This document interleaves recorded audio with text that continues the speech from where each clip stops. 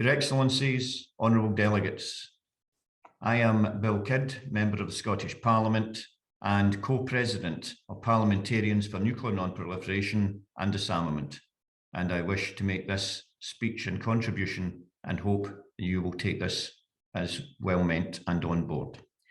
We meet this month in person and virtually as the world faces at least three fundamental threats to human society: the COVID-19 pandemic, the climate crisis, and renewed international conflicts that have resurrected the threat of nuclear war. Parliaments, governments, and civil society must rise to the challenge of these three perils that transcend borders, threaten current and future generations, and require cooperation and common security to resolve, not a further descent into a selfish nationalism, confrontation, competition, and war.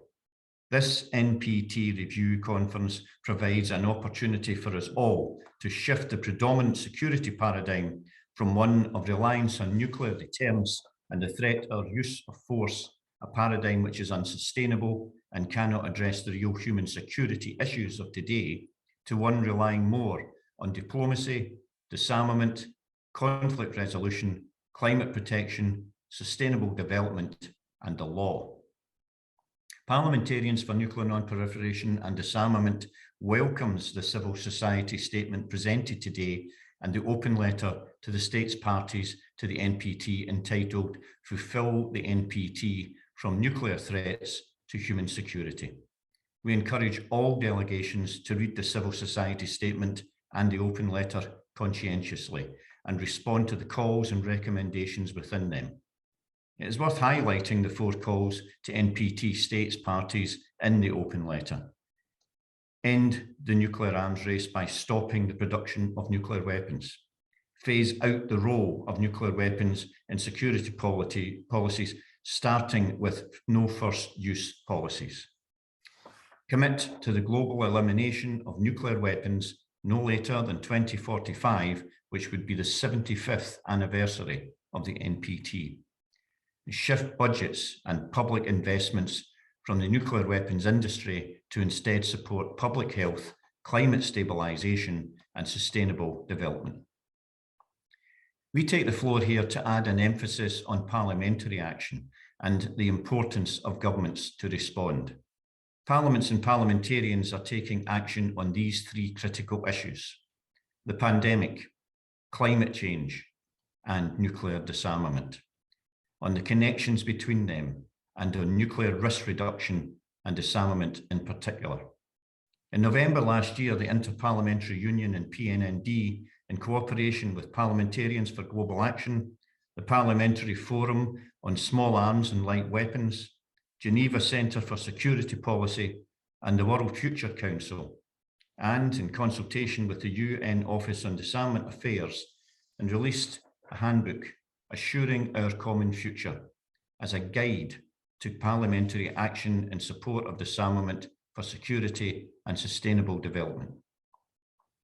The handbook includes sections on disarmament, public health and pandemics, and on disarmament, the climate, and sustainable development. This latter section has been further developed by PNND as part of the Climate Nuclear Disarmament Nexus. The handbook gives examples of actions taken by parliaments and parliamentarians and has prompted further parliamentary action. Examples in the nuclear weapons field include the European Parliament resolution adopted in preparation for the 10th NPT Review Conference, OSCE Parliamentary Assembly Declaration on Détente, Diplomacy and No First Use, Inter-Parliamentary Union Resolution on Nuclear Disarmament and the Role of Parliaments, UK House of Lords Inquiry on Rising Nuclear Risks, Disarmament and the Nuclear Non-Proliferation Treaty, ICBM Invest in Cures Before Missiles bill introduced into the US Congress by Senator Markey, parliamentary statement supporting a Middle East WMD-free zone, parliamentary resolutions supporting the NPT and the Nuclear Weapons Convention, USA Senate hearing on the authority to launch a nuclear war, Interparliamentary Union and ICANN joint letter